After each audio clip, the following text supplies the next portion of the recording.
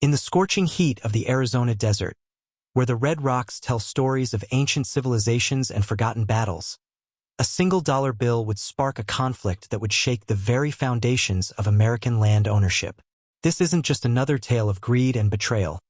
This is the story of how one man's arrogance met the unbreakable spirit of an Apache woman who refused to let her ancestral homeland be sold for pocket change. The year was 1952, and Harold Whitman stepped off the dusty Greyhound bus in Tucson with nothing but a worn leather briefcase and an ambition that burned hotter than the desert sun. He had heard whispers in the smoky backrooms of Phoenix real estate offices about unclaimed land in the Superstition Mountains, acres upon acres that supposedly belonged to no one. What the smooth-talking city dwellers didn't tell him was that this land had been home to the Chiricahua Apache for generations, protected by treaties older than Arizona itself.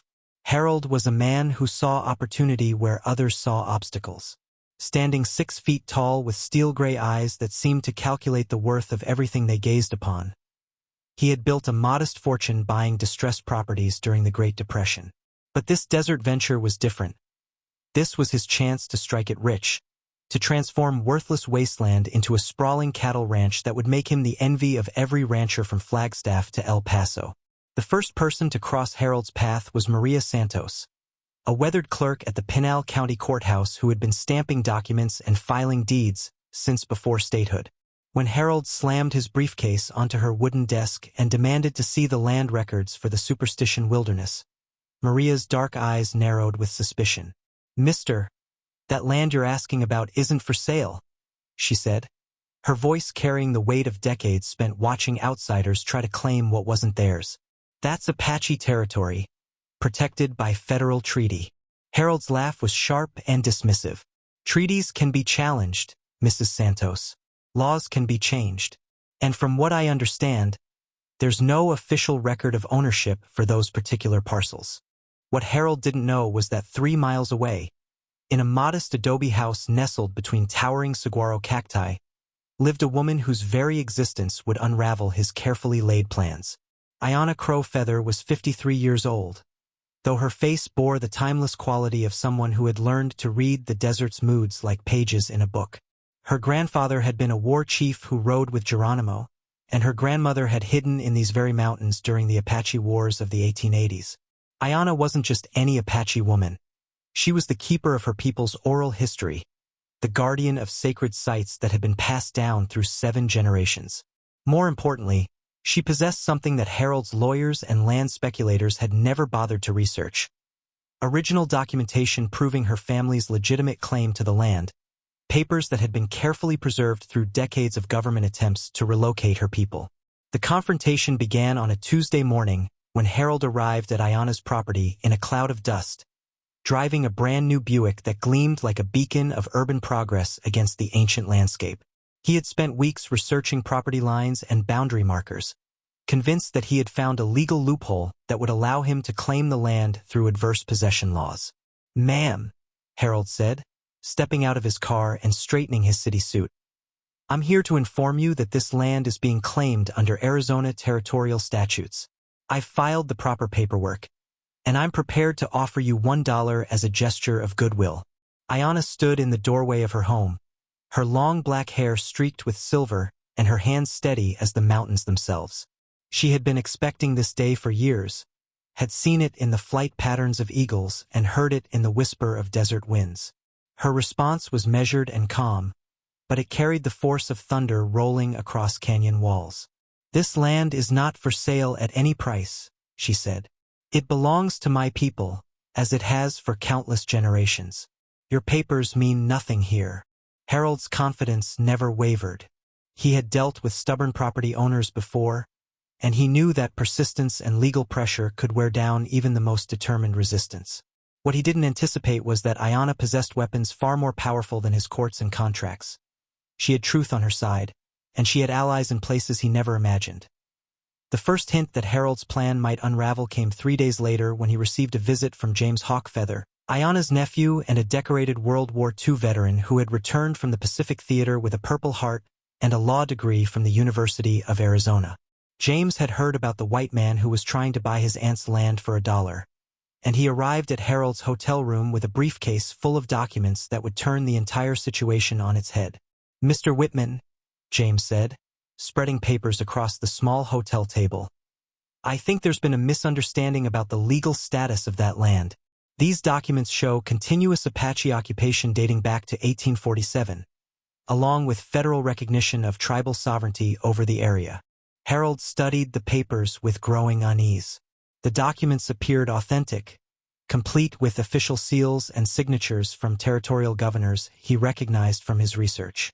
But he had come too far to back down now, and his pride wouldn't allow him to admit that he might have made a catastrophic miscalculation. "These could be forgeries," Harold said, though his voice lacked its usual conviction. "I'll need to have them authenticated by experts in Phoenix." James smiled, but there was steel behind his eyes. "You're welcome to do that, Mr. Whitman. But while you're checking our documents, you might want to verify the authenticity of your own land claims. Because according to my research, the territory you think you're buying was never actually available for public sale." The revelation hit Harold like a physical blow.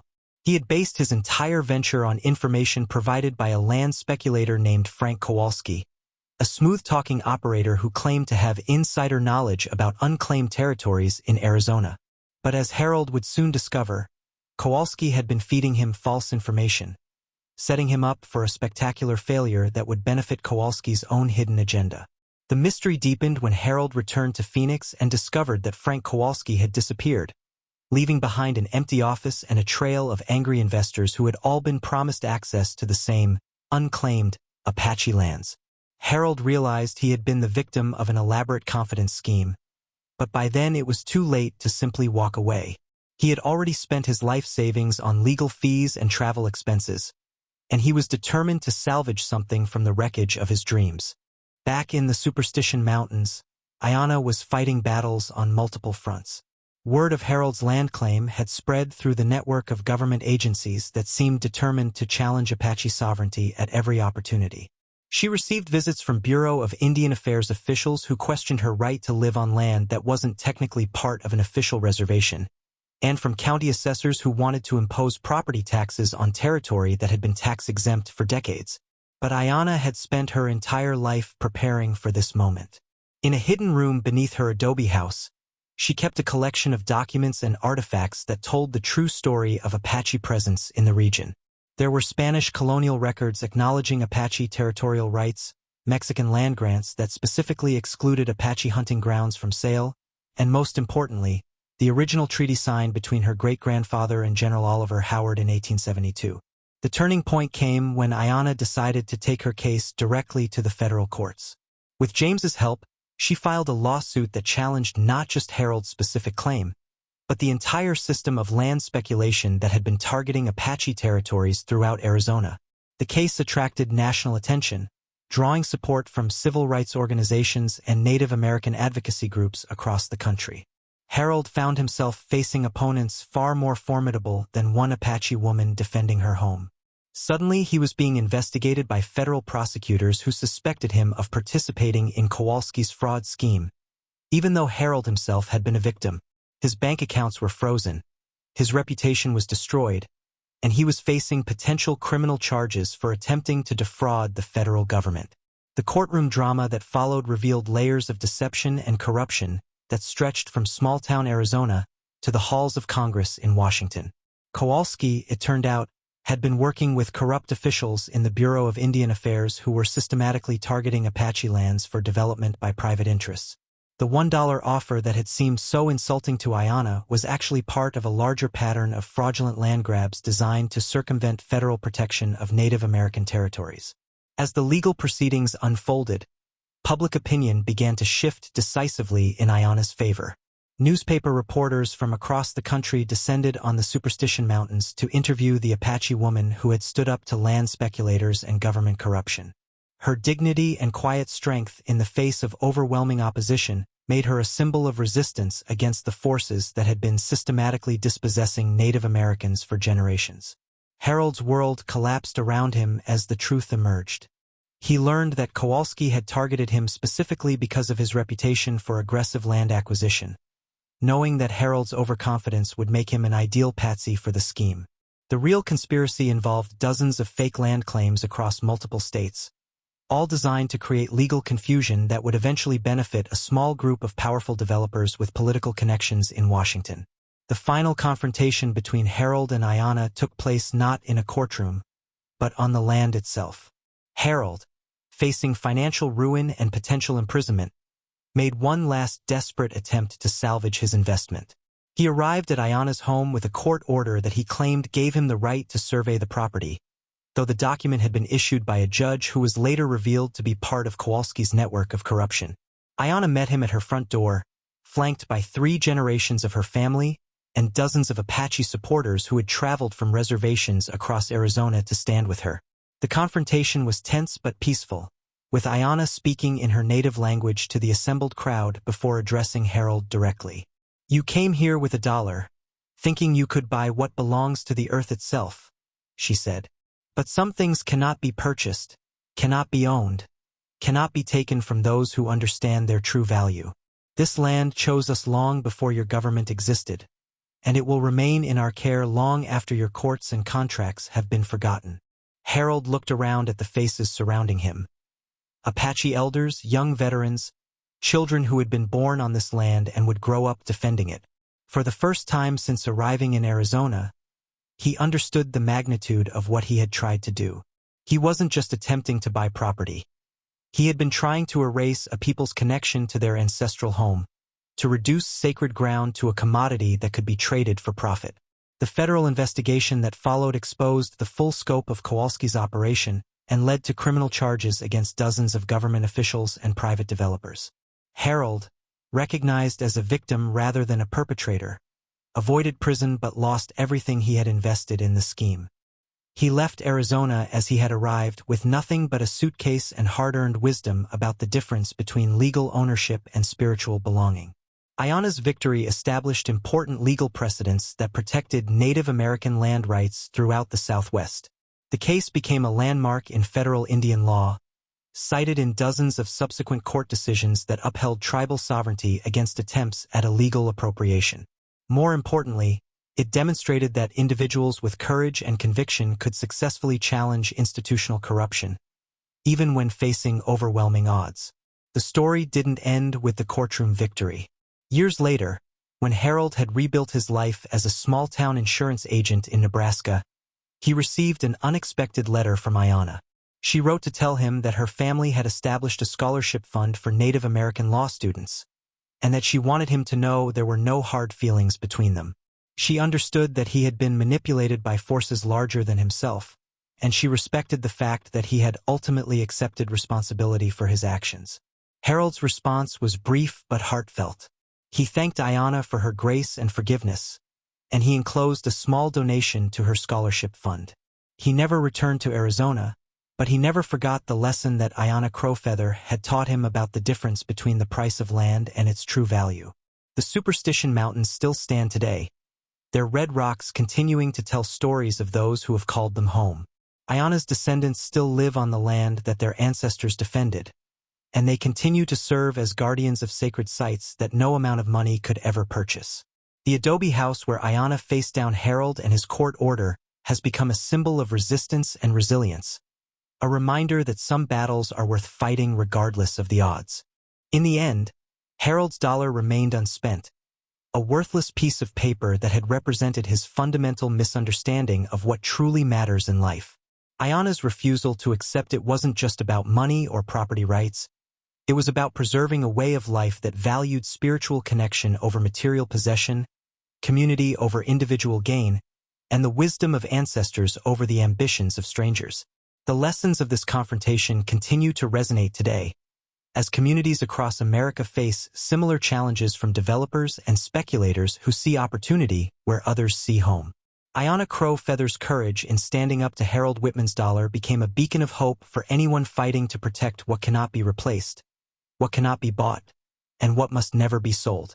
Her words from that final confrontation have been carved into a stone monument that stands at the entrance to the Tribal Cultural Center.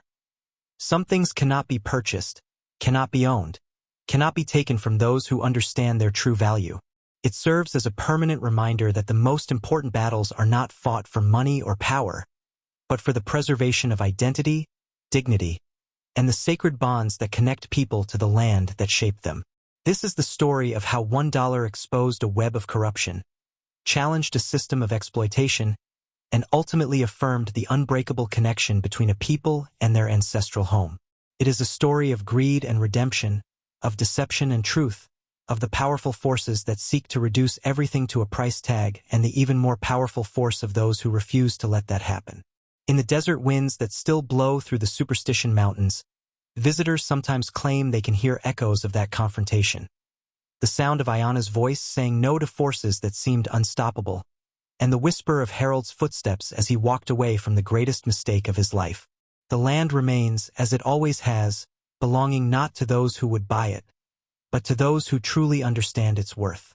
The aftermath of that confrontation would ripple through the decades like stones thrown into still water, creating waves that reached far beyond the red rocks of Arizona. Harold Whitman's failed attempt to purchase Apache land for $1 had exposed something much darker than simple real estate fraud. It had revealed a systematic campaign to erase Native American presence from their ancestral territories through legal manipulation and bureaucratic corruption.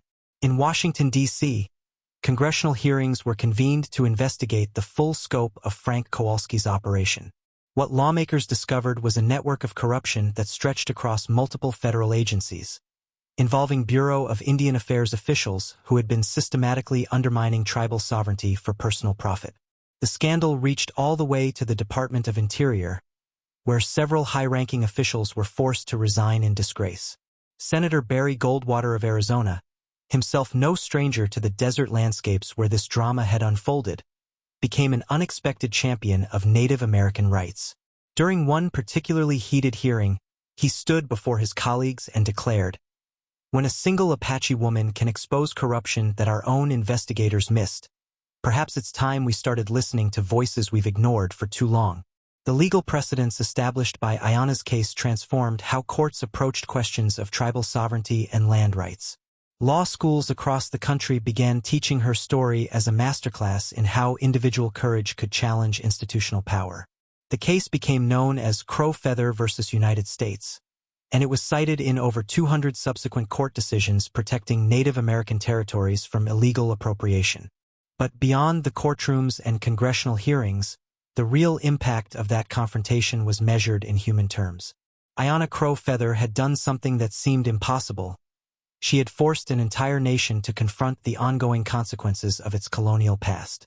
Her refusal to accept Harold's dollar had become a symbol of resistance against the forces that sought to reduce sacred ground to mere real estate. James Hawk Feather, Ayana's nephew who had returned from World War II to defend his family's land with legal briefs instead of weapons, established the first Native American law clinic at the University of Arizona. The clinic provided free legal services to tribal communities facing similar challenges, and it trained a new generation of Native American attorneys who would carry forward the fight for sovereignty and self-determination. The scholarship fund that Ayana had mentioned in her letter to Harold grew into something far larger than anyone had imagined. Donations poured in from across the country, from people who had been inspired by her story to support Native American education. Within 10 years, the fund had helped send over 300 Native American students to law school, creating a network of advocates who understood both traditional tribal law and the complexities of federal jurisprudence. Harold Whitman's life took a different trajectory after his Arizona disaster. He settled in the small Nebraska town of Kearney, where he opened a modest insurance office and slowly rebuilt his reputation through honest work and community service. He never spoke publicly about his experience with Ayana Crow Feather, but those who knew him well noticed a fundamental change in his character. The arrogant confidence that had once defined him was replaced by a quiet humility and a deep respect for things that couldn't be bought or sold. Every year on the anniversary of his confrontation with Ayana, Harold would make a small anonymous donation to Native American educational causes.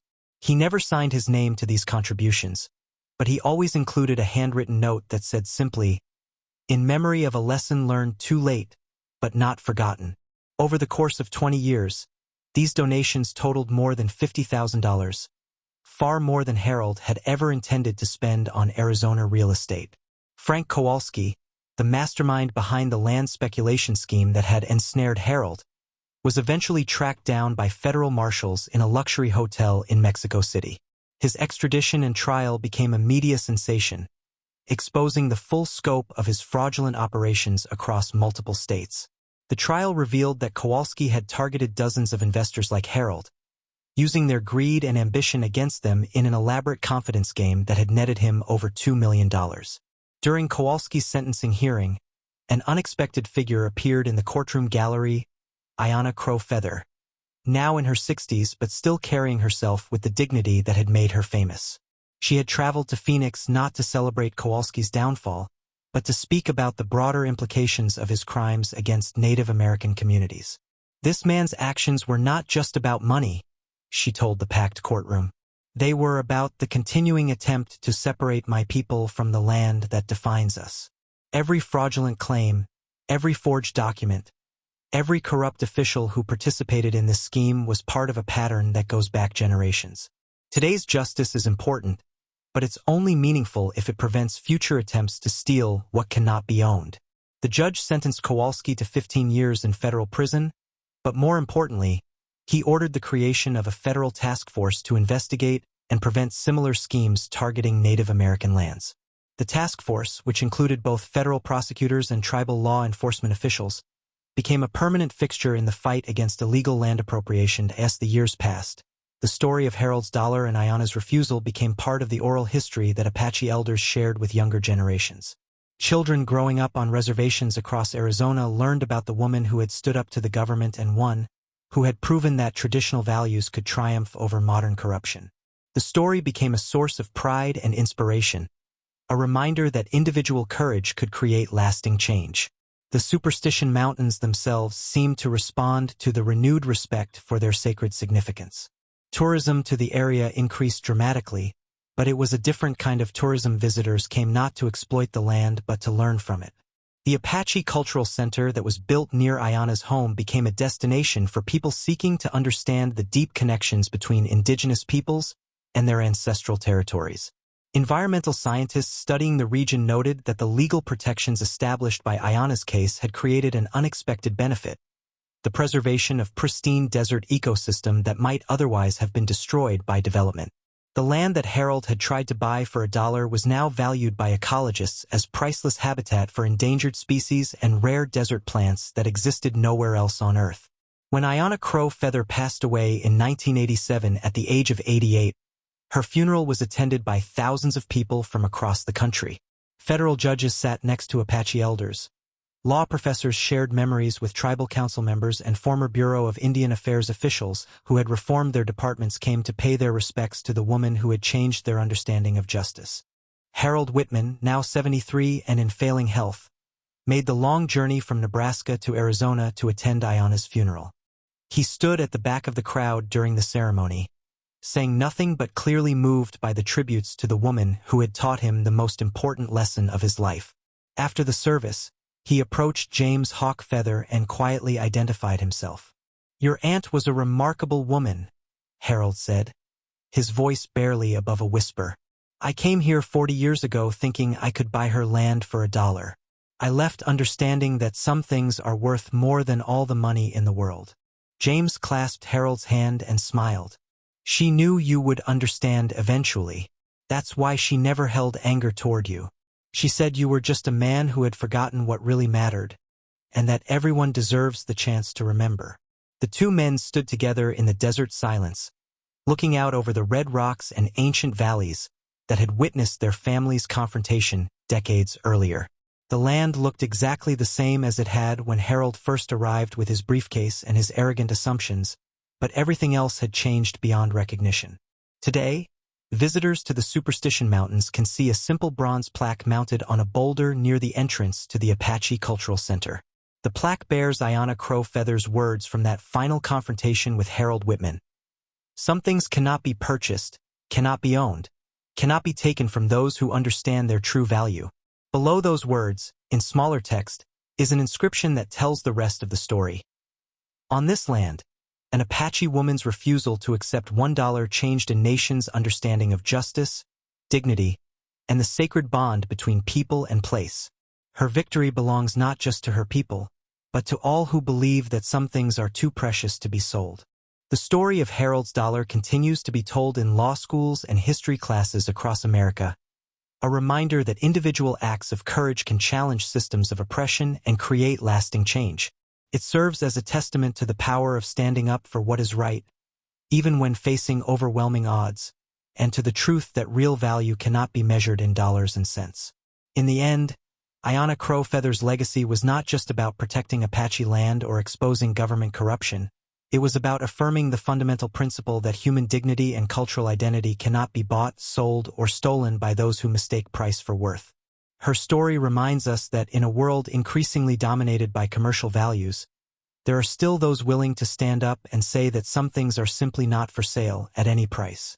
The desert winds still blow through the Superstition Mountains, carrying with them the whispers of this remarkable confrontation between greed and principle, between the forces that would reduce everything to commodity and the unbreakable spirit of those who understand that the most valuable things in life are the ones that money cannot buy.